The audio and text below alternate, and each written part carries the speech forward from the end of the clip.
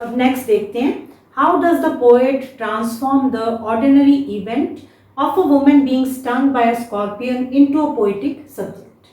सो अगर हम देखें तो ये एक बहुत ही आम सी घटना है, बिच्छू का काट जाना। अब हम सोच भी नहीं सकते कि इसके ऊपर कविता कैसे लिखी जा सकती है। So the stinging of a scorpion is a very ordinary, a very mundane event, but the poet has transformed it into a very something very poetic, something artistic, something very beautiful.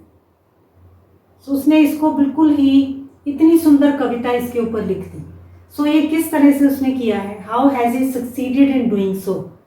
He has succeeded in doing so by focusing on the reactions rather than the action of the scorpion.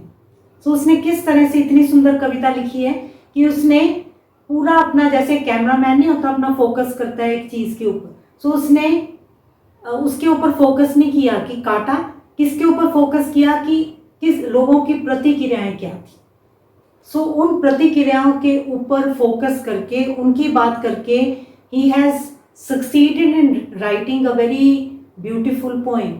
सो इतनी आम सी बात को उसने इतना सुंदर बनाकर हमारे सामने पेश कर दिया। सो इसमें फिर आप आगे वही बताओगे कि he has created our interest in the poem by focusing on the reactions of the villagers, of the rustic people, of the peasants, वो सारी बातें बताओगे। फिर फादर का रिएक्शन और फिर एंड में मदर का रिएक्शन। सो रिएक्शंस पर फोकस करके उसने इतनी सुंदर कविता लिख दी है।